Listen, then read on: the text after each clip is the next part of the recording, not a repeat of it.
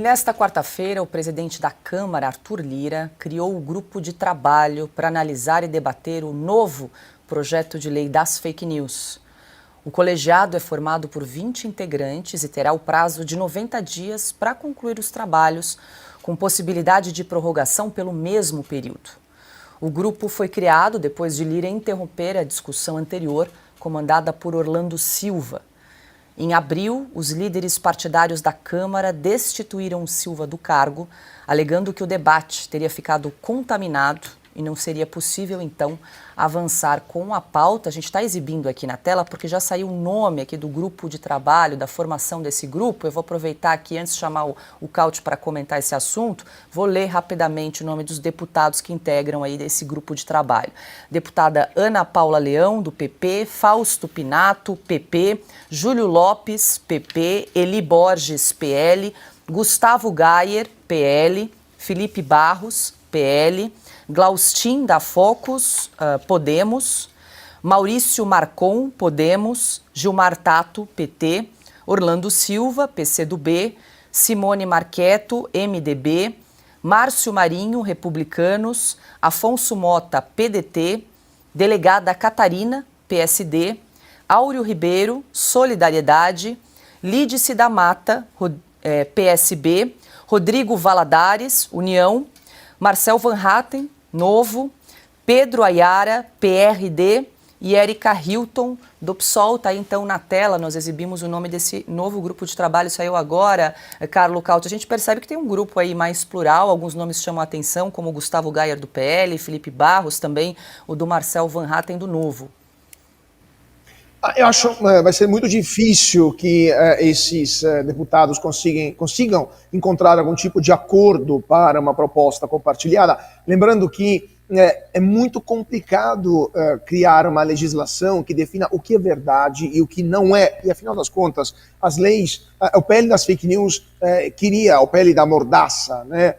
Como o PL da censura, como deveria ser chamado, acabava dando para o governo, para uma comissão, né, para o Ministério da Verdade, o poder de decidir o que era verdade e o que era mentira. É um poder que nenhum país do mundo tem, que nenhum governo do mundo tem, a não ser governos ditatoriais, a não ser governos autoritários, que podem decidir o que é ou não é verdade, impondo a censura.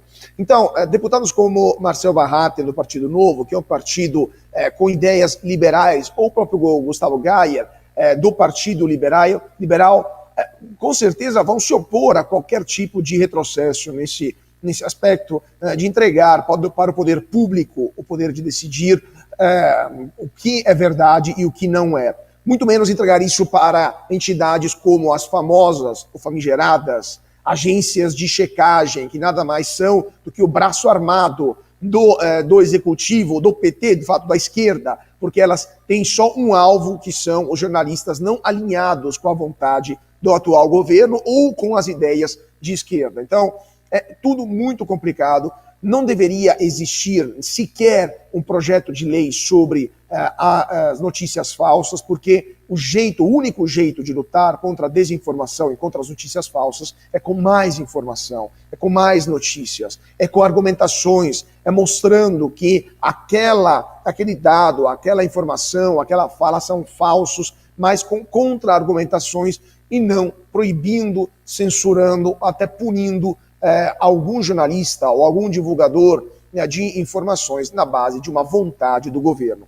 Eu só queria lembrar, para terminar, que existem precedentes no Brasil muito graves e tenebrosos, e até muito recentes, né?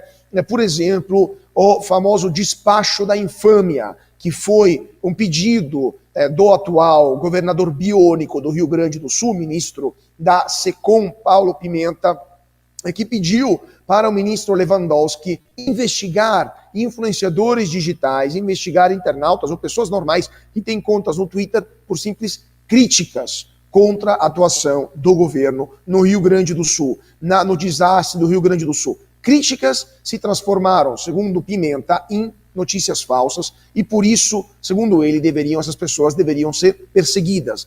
Detalhe, não existe uma legislação no Brasil que proíba notícias falsas, ou seja, Paulo Pimenta está antecipando aquilo que poderia acontecer, mesmo não tendo hoje uma legislação contra as notícias falsas.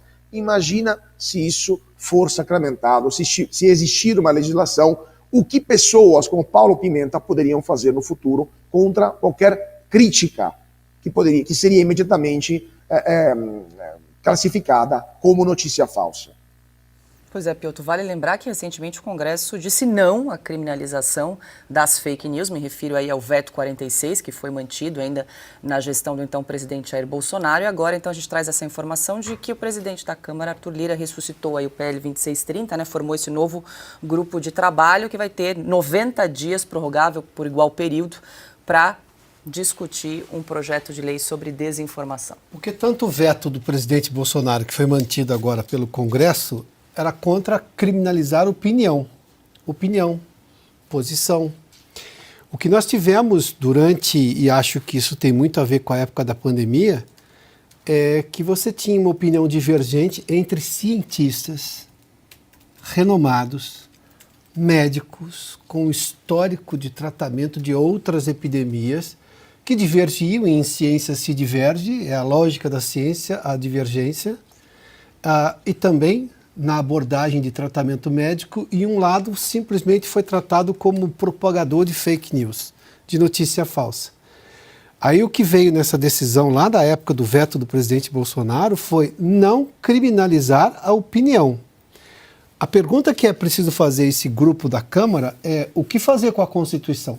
Porque a Constituição é muito clara no que ela diz, e ela está acima de qualquer outra decisão que venha proveniente, na verdade, como cláusula pétrea. A liberdade de expressão é uma cláusula pétrea, ou seja, não se pode mexer nisso, a menos que se mude a Constituição.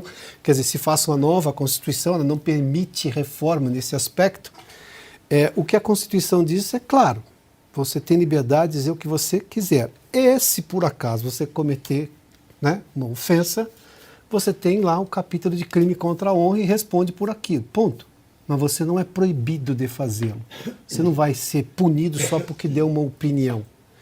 Então, a questão, acho que o Cauti fez menção, países democráticos não têm esse limite porque justamente são democráticos, a menos que fale de países totalitaristas, né, absolutistas, como pretende neste momento em algumas decisões, julgo que acho que deve, independentemente da lei, do pacificado, do que está escrito na Constituição, o Supremo que, enfim, toma decisões que vão ao arrepio, para usar uma expressão dos juristas, ao arrepio da própria lei. Ou seja, precisa, qualquer que seja a decisão desse grupo, precisa combinar com a Constituição. O que mais me espanta é esse pessoal agir como se não tivesse, se o Brasil nunca tivesse lidado com mentiras durante campanhas eleitorais. Esses caras nunca participaram de uma eleição, nunca viram. Eles acham que a mentira, a meias-verdades, essas coisas aí, né? A verdade relativa, essas coisas surgiram com a internet. É um absurdo. Eu participo de eleições aí como interessado, como candidato, já participei e sempre houve isso aí e o eleitor dispensa babá de marmanjo. O eleitor brasileiro sempre escolhe por conta própria, ele não é criança. E se é para errar, ele sabe errar sozinho. Esses caras, por exemplo, eles votaram os ministros que estão com essa conversa toda, o pessoal da Justiça Eleitoral, eles votaram em quem? Na última eleição. Metade do Brasil, pelo menos, acho que eles erraram. Eles dizem que o Lula é inocente ou merece ser candidato. Isso aí é o quê? É fake news? Mentira. Meu Deus do céu, o período eleitoral no Brasil sempre foi uma temporada em que ataques inconsistentes, denúncias impertinentes rolaram veja, eleição municipal numa cidade de 15 mil habitantes, como era Taquaritinga, mas, meu Deus, aquilo rolava, tá? De um lado, do outro, e o povo sabe, sem a ajuda dos sábios da capital, olha, isso aqui eu vou levar em conta. Isso aqui não. Nenhuma mentira decidiu uma eleição no Brasil desde que o Brasil existe. Desde que a eleição existe. nem mesmo aqueles boatos que soltavam, por exemplo, sobre o Eduardo Gomes, na primeira disputa presidencial depois da queda da ditadura do Estado Novo. Inventaram o que ele tinha chamado de marmiteiros, os eleitores do Dutra, porque eram simpatizantes, os seguidores do Getúlio Vargas, como pai dos pobres e tal. Então ele não queria o voto dos pobres. Não foi isso que decidiu a eleição. O que decidiu a eleição foi o apoio explicitado pelo Getúlio às vésperas da eleição. Ele era muito popular, apesar de ter deixado o governo, né, com a queda da ditadura do Estado Novo. Quando Getúlio apoiou, mudou tudo. E o Dutra foi eleito. Ponto. Agora, em qual eleição não se mentiu? Em qual não se mentiu? O Jânio Quadros, num estado polarizado como São Paulo, passou a vida dizendo que o Adhemar era ladrão. O Adhemar diz, pelo mesmo período que o Jânio era o ladrão. E o povo decidia. Agora me vem a Carmen Lúcia com uma linguagem impenetrável, incompreensível, falando em, como é que é?